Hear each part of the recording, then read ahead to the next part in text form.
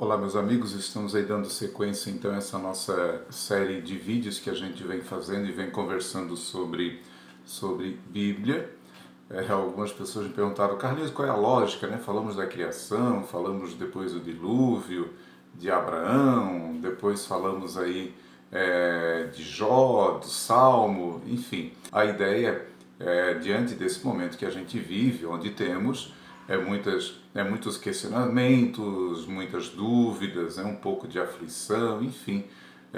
Estamos lidando, né, com a questão do sofrimento, de mortes, de doenças. Então a proposta a partir desses exemplos de fé, de testemunho, né, de fé, de esperança de pessoas que passaram também por dificuldades, para que a gente vá trabalhando isso e vá também experimentando isso na nossa vida. Então, por isso, hoje eu gostaria de trazer algo diferente, né, também. Eu gostaria de falar um pouco de São Paulo e trabalhar um tema que está na segunda carta de São Paulo aos Coríntios, o capítulo 4, dos versículos 7 a 15. Então, a gente vai lendo e a gente vai conversando. São Paulo, na maioria das suas cartas, Paulo tenta o tempo todo se defender do ataque de falsos profetas, mestres, né, falsos profetas que haviam feito o quê? Se infiltrado na igreja, né, de algumas comunidades, nesse caso na igreja de Corinto, com o propósito de ter o quê? De ter o controle sobre aquela igreja. Então, quase sempre eram homens que eram judeus, né, que perseguiam o apóstolo Paulo. Eles chegavam nas comunidades que o apóstolo Paulo tinha fundado e questionavam, questionavam a autoridade de Paulo e apresentavam as leis do judaísmo como um complemento para a fé em Jesus Cristo. Ou seja, eles diziam, olha, não tem problema acreditar em Jesus, não tem problema ter fé em Jesus, só que essa fé está incompleta, porque além de crer em Jesus, teria também que fazer o quê? Se circuncidar, tinha que guardar a dieta dos judeus, tinha que seguir o calendário religioso dos judeus. Senão, as pessoas não poderiam ser salvas. Então, eram situações que, de fato, incomodavam muito o apóstolo Paulo. Por isso, Paulo teve que escrever não só para os coríntios, mas também escreveu aos gálatas, aos romanos, sempre tentando defender o seu evangelho, que era o evangelho puro, que era o evangelho verdadeiro, se defendendo dessas pessoas que tentavam jogar a comunidade e as pessoas e também acabar com a fé das pessoas em Jesus Cristo. Então essa é a realidade de Paulo. Então eles usavam vários argumentos para derrubar a credibilidade de Paulo, para que as pessoas não acreditassem nele. Eles diziam, por exemplo, que nem os judeus acreditavam na mensagem de Paulo, e de fato, acredita-se inclusive, Paulo fala nas suas cartas que carregava consigo um espinho na carne, entende-se que era uma dor muito grande que Paulo sentia em seu coração, porque o seu povo, o povo judeu, Paulo era fariseu, então ele entendia que o povo judeu sentia essa dor no seu coração porque eles não acreditavam que Jesus era o Messias, que tinha sido provado nas Escrituras por tudo aquilo que os profetas tinham falado. Mas isso era usado contra Paulo, Como é que você, Paulo, pode ser de Deus se o povo de Deus rejeita a tua mensagem, E depois também, um outro argumento que eles usavam para derrubar a credibilidade de Paulo era dizer que Paulo apanhava em todo lugar que ele ia, todo lugar que Paulo passava, ele sofria muito pelas perseguições. E esse era um dos argumentos também desses falsos profetas. Como é que pode ser de Deus um homem que por onde passa apanha, por onde passa ele é preso, por onde passa ele é expulso da cidade, ele vai para a cadeia, é chicoteado? Como é que uma pessoa dessa pode ser de Deus? Então, nesses versículos que nós estamos vendo aqui, Paulo nos mostra os motivos pelos quais ele não nega o seu sofrimento e esclarece também porque Deus permitia que ele passasse por esses sofrimentos. Então Paulo chega a fazer, inclusive, várias listas desses sofrimentos. São 4 ou 5 listas que estão espalhadas em suas cartas, que ele fala desses sofrimentos sem nenhuma vergonha. Ele diz, olha, Paulo era chamado de louco, era chamado de fraco, era chamado de desprezível. Ele mesmo diz, olha, passei por fome, passei por sede, tive frio, enfrentei a nudez, fui esbofeteado, não tinha e não tem moradia certa, Paulo fala que se fadigou, teve que trabalhar para ganhar o seu sustento com suas próprias mãos. Fui injuriado, fui caluniado, fui perseguido, fui considerado até lixo do mundo e escória de todos. Passei por açoites, passei por prisões, passei por vigílias, passei por jejuns, castigados, porém não mortos, entristecidos, porém alegres, nada tendo, mas possuindo tudo. Então Paulo chegou, nessa situação até a clamar a Deus por 3 vezes pedindo pelo fim desses sofrimentos. Ao que Deus disse, ao que Deus deu como resposta: a minha graça te basta, porque o poder se aperfeiçoa na fraqueza. Então, por todo lugar que Paulo ia, era isso. Por um lado, a sua mensagem de Cristo que gerava vida.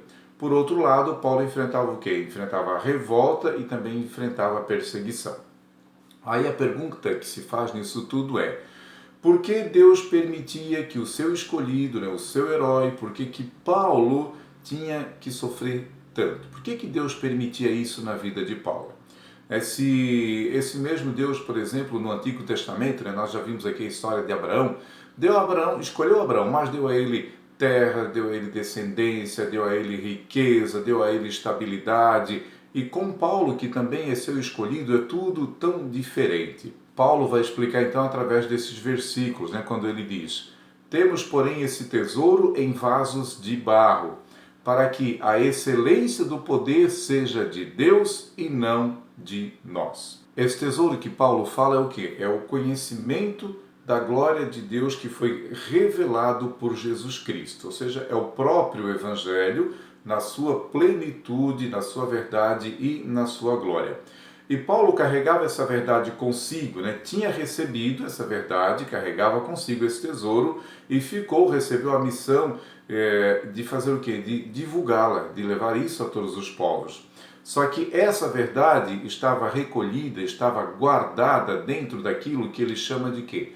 Vasos de barro, Vaso de barro é então a descrição que Paulo acaba fazendo de si mesmo, de si próprio. É isso que ele se acha. É isso que Paulo entende, pela sua natureza humana, pela sua fragilidade. Entendendo assim que, comparado com a glória de Deus, Paulo, era um vaso de barro, ou seja, era insignificante. E aqui está a grandeza dessa mensagem de Paulo, O que importa é o quê? É o tesouro e não o vaso, O valor do vaso comparado com o tesouro é insignificante, não é nada. Só que para que o brilho, o valor desse tesouro apareça, é preciso fazer o quê? É preciso que o vaso seja quebrado. Ou seja, é preciso ser quebrado para que aquilo que está dentro dele, está dentro do vaso, esse tesouro seja então revelado. Então assim Paulo entendia do porquê Deus permitia que ele sofresse tanto. Tudo isso que ele passava, tudo isso que ele sofria, tudo isso que ele carregava era para que essa verdade do Evangelho que ele carregava consigo pudesse brilhar. Por quê? Porque o brilho do vaso não pode competir com o brilho do tesouro que ele carrega. Ou seja, o vaso tem que ser de barro e ele tem que ser quebrado. É por isso também nós aqui, nesse mundo, passamos muitas vezes por uma quebradeira constante. É preciso que muitas vezes nós façamos essa experiência do deixar-se ser quebrado, para que a beleza, para que a riqueza dessa verdade que todos nós carregamos possa se manifestar. Vai dizer Paulo ainda nesses versículos, para que a excelência do poder seja de Deus e não de nós, Para que fique claro quem é que tem a glória, Quem é que está no controle, quem é o Todo-Poderoso e de quem é a glória. Para isso, o vaso precisa ser quebrado para que o tesouro apareça, Não é ele, Paulo, que tem que aparecer, ou porque é um grande pregador, ou porque é inteligente, ou porque está preparado, nada disso, Paulo se coloca nesse sentido, ele é apenas um instrumento, ele é apenas um vaso. É simples assim essa explicação que Paulo está dando, É como se ele dissesse: olha, quer saber por que é que eu sofro? Eu sofro para que eu não me exalte. E todos nós sabemos que muitas vezes o vaso quer o quê? O vaso quer brilhar mais do que o tesouro. Esse é o problema de muita gente, é o problema de muitos cristãos hoje em dia. E Deus não permite que isso aconteça em Paulo, né? Por isso, ele é sempre o quê? Paulo é sempre humilde na presença de Deus, né? E o mistério é como é que alguém que passa por tudo isso, né, continua vivo, né? Por quê? Como é que ainda consegue persistir, ter fé, continua levando isso adiante? Como é que alguém que passa por todo esse sofrimento continua acreditando e ainda pregando esse evangelho? De fato, um de nós já teria feito o quê? Né? Teria desistido rápido de tudo isso, não é assim que a gente faz? Né? Diante das primeiras provações, diante das primeiras situações, aí eu largo tudo, né? Eu abandono, eu desisto, não dá para ser assim. Essa é a nossa primeira reação. O que é que levava Paulo a continuar o seu ministério e não desistir? Nos versículos 8 e 9 vai dizer então, diz Paulo, olha, em tudo nós somos atribulados, todos os dias, né? Todas as horas as tribulações são constantes em nossa vida. Somos atribulados, porém não angustiados, né? Sou muito atribulado, porém a graça de Deus não me deixa angustiado, não me deixa desesperado ao ponto de fazer alguma coisa, né? Ou com a minha vida, ou desistir de tudo. Mesmo atribulado, Deus me concede paz interior para que eu não desista. Continua Paulo, perplexo, porém não desanimado. Ou seja, às vezes Paulo acontecia coisas na qual Paulo não esperava que aquilo acontecesse. Paulo ficava muitas vezes sem saber o que fazer, né? Diz ele, olha, às vezes perplexo, né? Paulo não entende, né? Paulo está dizendo que muitas vezes ele não estava entendendo qual era a vontade de Deus no meio de todo aquele sofrimento. Por que é que aquilo estava acontecendo com ele? Perplexo, porém não desanimado. Ou seja, mesmo sem entender o porquê daquilo, né? Ou o caminho a seguir, contudo, Deus o mantinha sem desanimar. Versículo 9 diz, perseguidos, porém não desamparados. Né? Paulo sofria perseguição dos judeus, perseguição dos gregos, perseguição dos romanos e agora até dos próprios irmãos da igreja, da própria igreja, mas Paulo diz que não se sentia desamparado, né, da presença de Deus. E a presença de Deus, a providência de Deus, dava nesse momento o quê? Dava amigos a Paulo, né? Apareceu Timóteo, apareceu Silas, né? Apareceu Tito, que com a sua presença ajudavam, confortavam, né? Consolavam também o coração de Paulo. Deus fazia também com que ele não se sentisse então só nesse sofrimento. Diz ainda Paulo, abatidos, porém não destruídos. Né? Houve momento em que Paulo também se sentia abatido, né? Afinal, diante de todas essas provações, quem é que não se sentiria, né, angustiado ou abatido? Paulo se sentia abatido, porém, diz Paulo, que Deus não permitiu que ele fosse o quê? Destruído. Essa destruição aqui seria o quê? Seria abrir mão de tudo, né? Seria dar as costas para Deus, seria abandonar toda a sua missão. Então é assim que funciona, né? É assim que Paulo entende. Deus pega Paulo e diz, Paulo, olha, eu vou ter que quebrar você, meu querido, né? Tu és o meu escolhido, mas para eu usar você, eu vou ter que fazer o quê? Vou te quebrar como um vaso de barro, né? Só que eu vou manter você assim, ó, no limite, né? Até onde você pode suportar, até onde você pode aguentar. Então todos esses sofrimentos, né? Essas provações que Paulo passa, nesse sentido, né? Como se Deus dissesse, olha, eu preciso ter certeza de que você pode ser usado. Né? Por quê? Porque Deus não pode usar um apóstolo arrogante, Deus não pode aparecer, né, entre essa questão novamente do vaso querer brilhar mais do que o tesouro. Então não pode Deus aparecer, né, não pode Deus brilhar, não pode ser Deus apresentado através de um apóstolo, aí, de um pregador, de um ministro, de um profeta arrogante, de um cristão orgulhoso ou cheio de si mesmo. Se está cheio de si mesmo, não tem lugar para que esse tesouro brilhe. Então Paulo faz uma experiência, né, inclusive mística, extraordinária, sobrenatural. Paulo fala em uma das suas cartas, ele conta, olha, eu fui arrebatado até o terceiro céu. E ali Paulo recebeu revelações a respeito do plano de Deus, ou seja, Paulo tinha plena comunhão com Cristo estava em plena comunhão com Deus, né? E isso é algo que pode acontecer, uma experiência mística que muitas pessoas podem fazer e já fizeram e fazem, mas isso, porém, não pode subir para a cabeça, né? No sentido de que eu me acho, então eu sou especial, eu sou melhor do que os outros, Deus me escolheu, né, como alguém de fato especial, eu sou intocável. Não. Né? Por isso, Deus tem que mostrar, né, para Paulo, olha, você é vaso de barro, você foi feito do pó. Então essa era a razão de Paulo, né? Ele tinha que morrer para que os seus seguidores tivessem vida. Né? Versículos 10 e 12 vão dizer isso. Levando sempre no corpo o morrer de Cristo, para que também a sua vida se manifeste em nosso corpo. Porque nós que vivemos somos sempre entregues à morte, por causa de Jesus, para que também a vida de Jesus se manifeste em nossa carne mortal. Embora que em nós opere a morte, em vós opera a vida.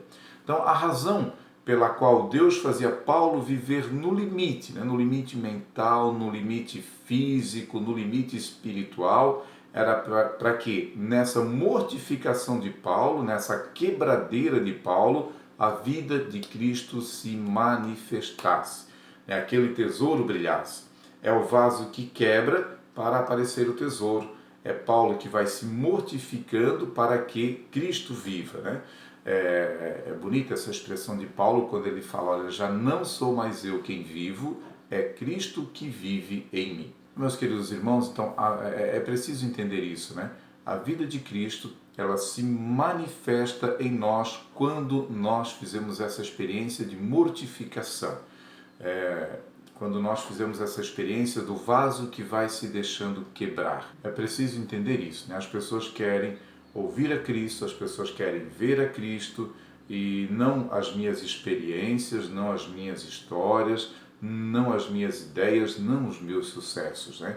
Tem muita gente que prega mais sobre a sua personalidade do que de Cristo. Se queremos converter alguém, se queremos tocar o coração de alguém, nós temos que estar dispostos a nos deixar quebrar por Deus, né? Levar no corpo esse morrer de Jesus.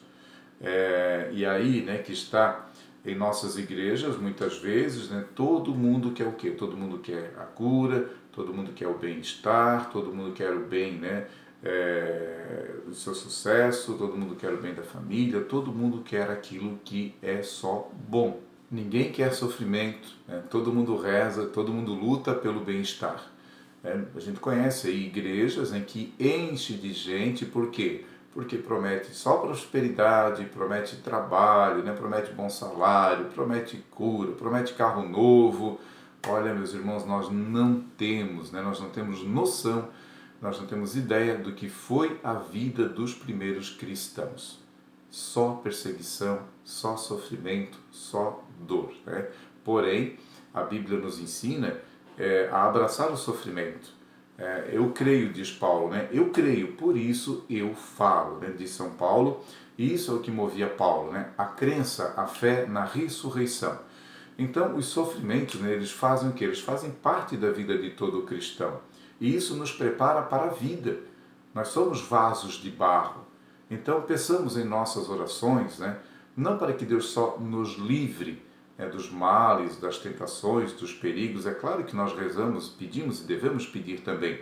Mas também não esqueçamos de pedir a Ele a força de podermos suportar os nossos sofrimentos, né, entendendo que porque nós sofremos, né, sofremos na fé, na esperança e na ressurreição. Fiquemos com Deus e até o próximo vídeo.